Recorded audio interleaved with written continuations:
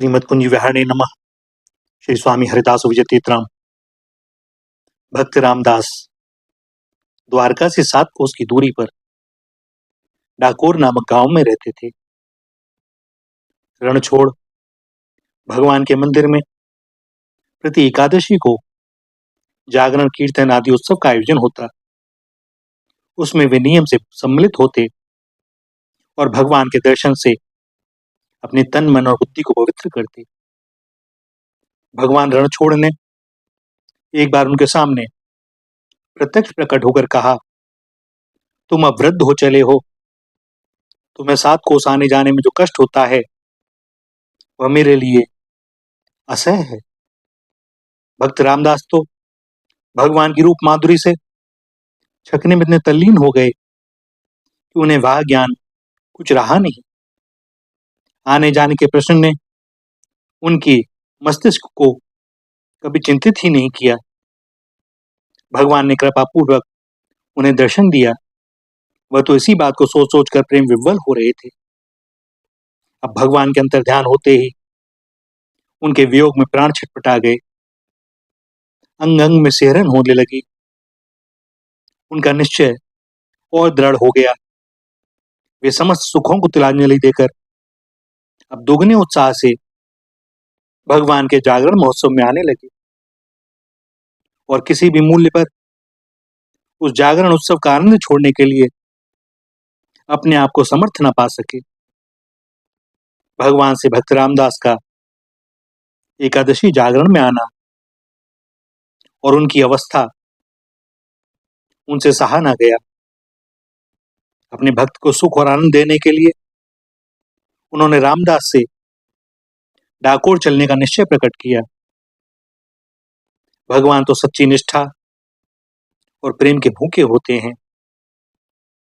उन्होंने रामदास को गाड़ी लाने की सम्मति दी और कहा, मेरे विग्रह को अंक में भर उसमें लिटा देना और जितनी जल्दी हो सके डाकोर पहुंचने का प्रयत्न करना। दूसरी एकादशी के जागरण अवसर पर रामदास द्वारका में गाड़ी ले गए। उनकी वृद्धावस्था देखकर किसी ने उन पर संदेह नहीं किया। द्वादशी की रात आधी बीत चुकी थी। द्वारकावासी और मंदिर के पुजारी और अन्य सेवक सब नींद की गहरी और मीठी लहरों में बह रहे थे।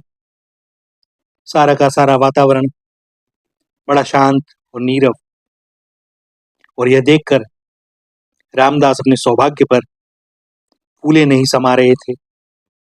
भगवान के आतिथ्य का आनंद सोच सोच कर वे प्रतिक्षण और आनंद में भरे जा रहे थे।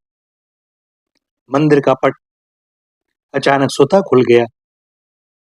वे मंदिर में पहुंच गए और थोड़े ही परिश्रम से भगवान उनकी गोद में आ गए। भगवान ने प्रसन्नतापूर्वक अपने चिन्मय मादक स्पर्श से अपने भक्त की जन्म जन्म की तपस्या और देह धारण करना सफल कर दिया। रामदास की गाड़ी द्वारका से बहुत दूर निकल गई। रामदास झूम झूम कर कीर्तन करते थे और भगवान अपने भक्त के संरक्षण में 7 कोस की यात्रा पूरी कर रहे थे। प्रातः होते ही लोगों ने रामदास का पीछा किया। भगवान भास्कर की सुनहली किरणें पूर्व दिशा के अंचल में विहार करने वाली ही थीं कि रामदास ने देखा कि कुछ लोग उनका पीछा कर रहे हैं। अब उनके मस्तक पर पसीना आ गया। वे किसी अनहोनी और भीषण घटना से रह रहकर आशंकित हो उठते। कभी भगवान का श्री विग्रह प्रेम भरी दृष्टि से देखते तो कभी गाड़ी को तेजी से आगे बढ़ाते। उन्हें पूरा विश्वास था कि भगवान जो कुछ भी करेंगे उसी में मेरा परम कल्याण है। पीछा करने वाले थोड़ी दूर रह गए थे, पर भक्त ने भगवान को जगाना उचित नहीं समझा। उन्हें तो विश्वास था कि भगवान गाड़ी पर लेटते ही सो गए हैं। उन्हें लगा कि पीछा करने वाले मुझसे मेरे भगवान को छीन लेंगे और भगवान नींद का सुख लेते हुए द्वारका मंदिर में प्रवेश करेंगे, इससे अधिक तो और कुछ होगा नहीं। पर भगवान भक्त के साथ हों और क्या सो जाते हैं कभी? नहीं भैया, केवल हमारी भावनाओं के लिए ये अभिनय करते हैं।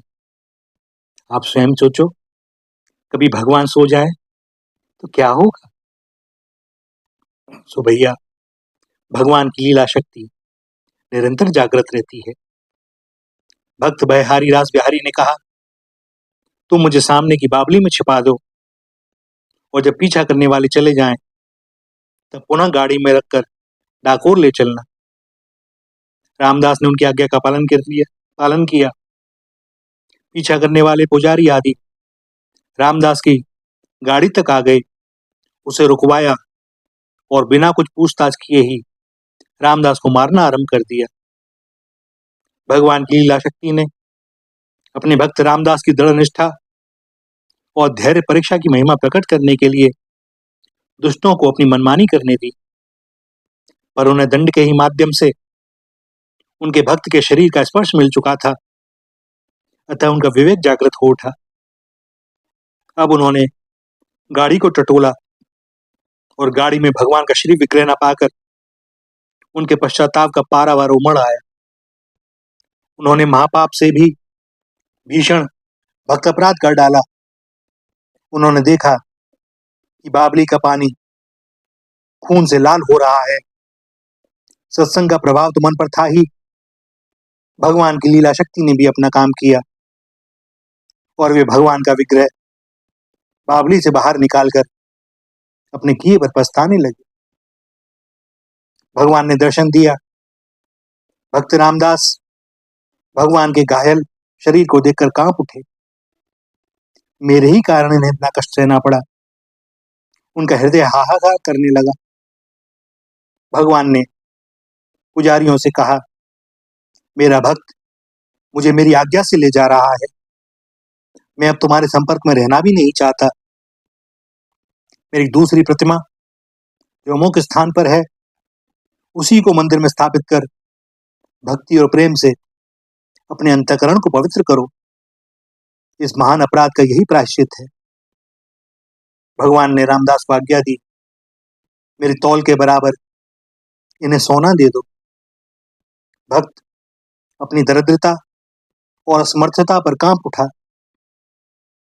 रामदास की स्त्री के कान की बाली पलड़े में रखी गई, वही पलड़ा भारी हो गया और भगवान की प्रतिमा उसकी तौल में हल्की हो गई।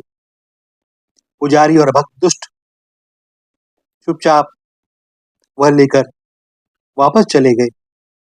भगवान ने भक्त की इज्जत रख ली। भगवान रणछोड़ उसी दिन से आयुध छत की उपाधि से विभूषित हुए। आज तक उनके घाव पर पट्टी बांधी जाती है। भक्तवर रामदास की भक्ति की महिमा का बखान तो भगवान रणछोड़ की लीला शक्ति ही कर सकती है, और कौन करेगा? भैया, न भगवान की लीला और गुणों का बखान हो सकता है और न उनके भक्तों की, क्योंकि ये एक दूसरे को आनंद देने के लिए दो स्वरूप रखे हुए हैं एक ही। श्री राधा, श्री राधा, श्री राधा।